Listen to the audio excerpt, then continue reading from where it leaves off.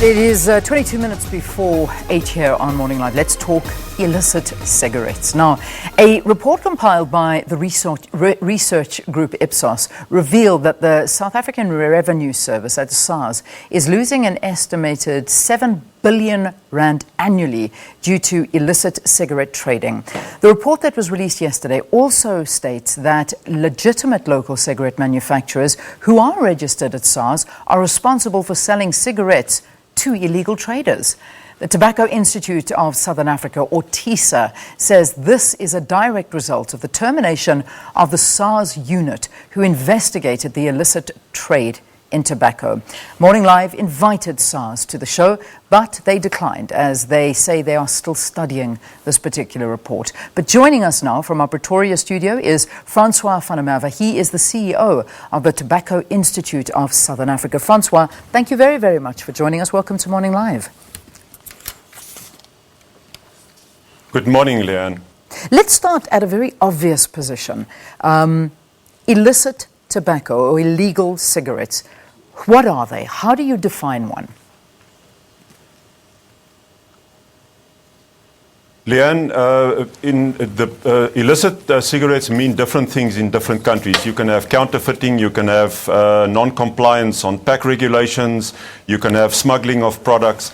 Very little of those are prevalent in South Africa. What we have in South Africa is a crime of tax evasion. Now, that's the definition we gave to Ipsos because we wanted an independent market research house to develop a methodology which is robust, peer-reviewed and independently validated. And my instruction to them was, go and see what's going on in the market according to the definition of all products selling to consumers below the minimum tax owed to government, and that is 17.85 rand. Yeah. That is only the excise and the VAT on a packet of cigarettes. It excludes manufacturing cost, distribution cost, transport cost, profit margins, and so on and so forth. 17.85 is the absolute minimum. So they went ahead. This was a 6 months exercise, and they revealed the product. So that's the definition of illicit cigarettes in our market. Yeah. All products selling to consumers below 17.85. Okay, so that gives us a good indication of what we're talking about now, because there's always confusion. I mean, some people in South Africa may not even know that they are buying illegal cigarettes or illicit cigarettes, and they do look for the cheapest option. They are smokers, they want to smoke, but we do know how expensive it is. And as far as I understand, there actually, at this point in time, is no law in South Africa stating at what price cigarettes should be sold. But what you're informing us is that anything under the mark of 17.85 rand is illegal. Yes, Leanne, absolutely correct. There is no law, and we are actually asking SARS now to criminalize sales of cigarettes below the minimum tax rates. And if the TISA definition of illicit products is under question, there is also a judgment in the Eastern Cape court in 2015 where a packet of cigarettes, where there was a case of cigarettes selling at 8 rand, and the tax rates at the time was 12.45 rand. So the judge concluded that the only inference that he could make is that products selling at 8 rand, which is way below the tax rate, must be deemed to be illegal. So our definition is solid, and the research revealed a shocking figure that 8 billion cigarettes this year will be sold under 17.85 at an average of between 10 and 12 rand, as low as 5 rand a pack or 50 cents per single cigarette. It is freely available. You can find it in more than 100,000 shops in our country. That is 3 out of every 4 shops outside of the big chains. And it also revealed the brands and that 75% of all illicit trade in South Africa is manufactured by one local manufacturer, registered and licensed by SARS. And who is that manufacturer?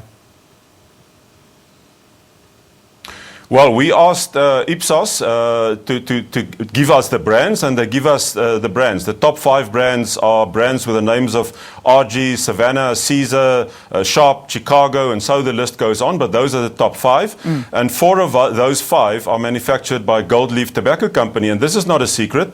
It's advertised on their website. So you can take any packet of cigarettes and go to a website and see who manufactures them. So 75% of the 8 billion cigarettes sold below tax rates in this country is, according to Ipsos, manufactured by one company, Gold Leaf Tobacco, and they are licensed and registered with SARS. Gold Leaf Tobacco have been very fast in their response. They have very quickly written a letter. They, let me wait for you to put that back in your ear. All right, can you hear me again, Francois? Right, I didn't want to ask the question without you being able to hear me. Okay.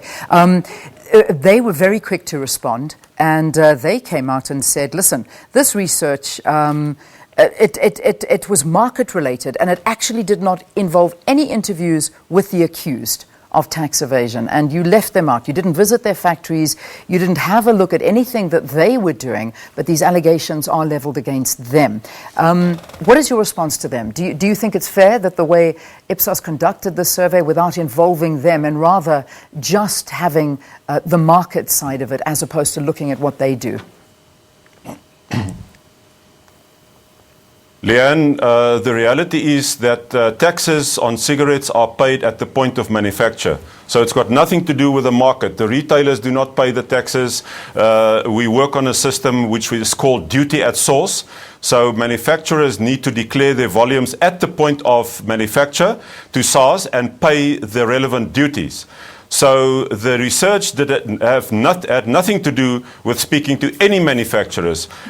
We need to know, and Gold Leaf and all other companies for that matter need to answer one simple question. If you paid your duties at the point of manufacture, how is it possible that your brands in the market sell for as little as 5 rand or at an average of between 10 and 12 rand? That is the question, and they need to answer that. It is not possible to sell cigarettes at 10 or 11 rand if the minimum taxes are 17 rand 85. Yeah, I mean, GLT go on to state in this letter that you, TISA, actually pressure the retailers not to sell local South African products, and that you are much more in favor of the multinationals like your British American Tobaccos going in and stocking their products as opposed to local products. And they say that what you're trying to do is stamp out competition. I'm just speaking from their angle, obviously, because they're not here to talk for themselves, but this is their response to you.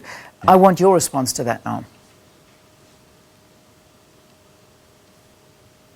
Leanne, it's absolute hogwash, with great respect. This is an open market. Anybody can come into this market. Anybody can deal in cigarettes. Anybody's brand is welcome in this market, as long as you comply with the regulations on packs and as long as you pay the taxes. So to say that you want to stamp out local manufacturers is absolutely not true. But it is not possible for any manufacturer to pay taxes of 17 rand 85 and compete in a market where more than a third in non-organized trade is below the tax rate. It is simply not possible to compete. And the very fact that Project Honey Badger in 2014 was stopped. Project Honey Badger was there to investigate the illegal cigarette trade because already at that time it was a massive problem. And SARS did great work, but after the appointment of Tom Moyane, and what we hear during the SARS inquiry is that the investigations were stopped. So it tells you that there's something wrong. Yeah. There were some interventions and some corruption, and something played a role to make SARS stop the investigations into the illicit cigarette trade. And the illicit cigarette trade is a crime of tax evasion. So to say anything else is simply deviating the focus from where it should be, and that is, how do you sell products in the market for below the tax rates? All right, so we're going to take a very quick break. When we return, that's exactly what we're going to focus on a little bit, is SARS. We're going to talk about these allegations leveled against the suspended Commissioner Tom Moyane, and ever since they say that investigating unit that looked into that specific illicit trade of cigarettes, it has just mushroomed. So do stay tuned. Francois will continue our conversation here on the program. You can write to us as well at Morning Live SABC, #Morning Live.